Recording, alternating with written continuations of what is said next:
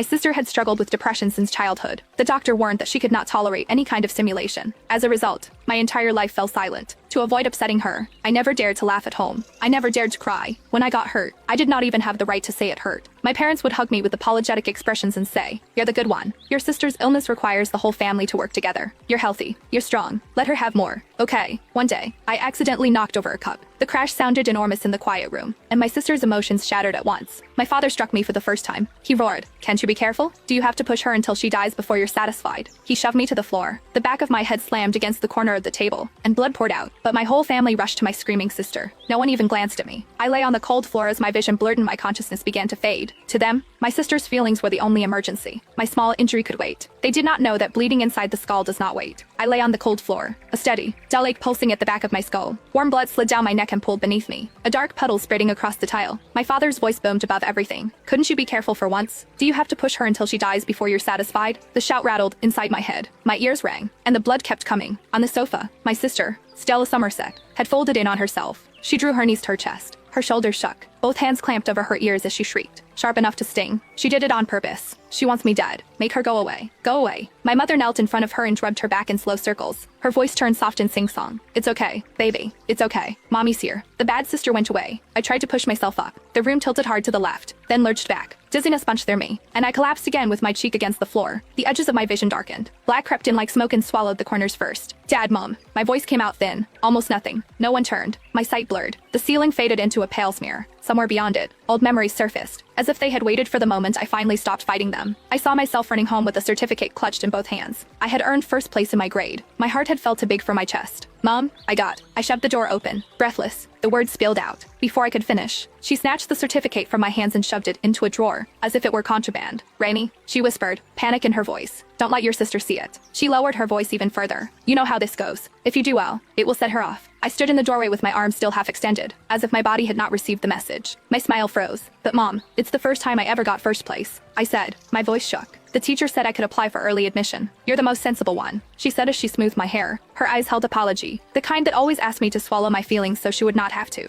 "Your sister's illness needs all of us. You're healthy. You're strong. Let her have more." "Okay." I nodded and went back to my room. I forced down the lump at my throat and swallowed every bit of unfairness whole. Back on the floor, the puddle of blood had widened. It crept under my shoulder, sticky and warm. My breathing turned fast and shallow, and I could not draw enough air into my lungs. White flashes sparked across my vision. "Mom." I tried again. This time the word scraped out of me. "It hurts." My mother finally glanced over her shoulder. She frowned as if I had interrupted something important. "Rainy, stop it," she said. "Can't you see your sister is unwell?" "Wait." My sister's screaming spiked even higher. "Make her leave. Make her go away."